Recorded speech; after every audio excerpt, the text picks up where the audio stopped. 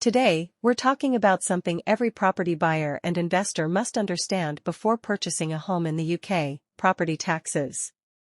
And specifically, we'll focus on Birmingham, one of the UK's most affordable major cities. When people think about buying property, they usually focus on the price of the house.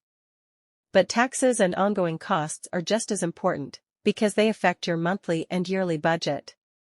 So let's break this down in a simple, clear way. First, let's talk about the main property tax in Birmingham, which is called council tax. Council tax is not based on your income.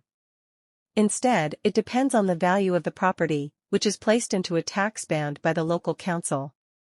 In Birmingham, council tax is collected by Birmingham City Council and is paid yearly or monthly. Properties are divided into bands, usually from Band A, cheapest, to Band H, most expensive. Most small homes, one-bedroom flats, and apartments in Birmingham fall into Band A or Band B. For a small property in Birmingham, council tax is usually lower than London. On average, Band A properties are the cheapest. Band B is slightly higher. Larger houses fall into higher bands. This makes Birmingham attractive for first-time buyers and renters because the annual tax bill is manageable.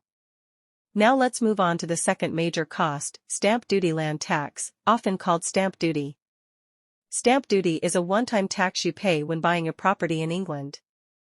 It is not specific to Birmingham, the same rules apply across the UK. The good news is, if you are a first-time buyer, you may pay reduced stamp duty or none at all, depending on the property price.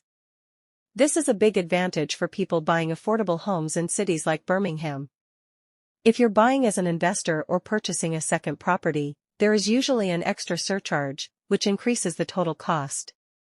That's why investors always calculate stamp duty carefully before buying. Another point many people forget is ongoing property-related costs, which are not technically taxes but still important: service charges, for apartments, ground rent, for leasehold properties, maintenance and management fees. In Birmingham, these costs are often lower than London, especially in older or low-rise apartment buildings. So let's put everything together.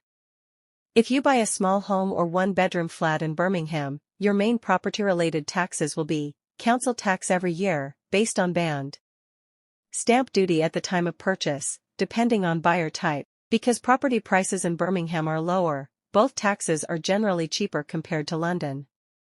That's one of the reasons Birmingham continues to attract buyers, investors, and overseas purchasers. To sum it up, Birmingham offers affordable property prices, reasonable council tax, and lower overall ownership costs. It may not be a luxury market, but it's practical, realistic, and financially easier to manage. If you're thinking about buying property in the UK and want a city where the numbers make sense, Birmingham is definitely worth considering. For more videos explaining UK property costs, taxes, and affordable cities, don't forget to subscribe. In the next video, we'll break down property taxes in another UK city and compare them.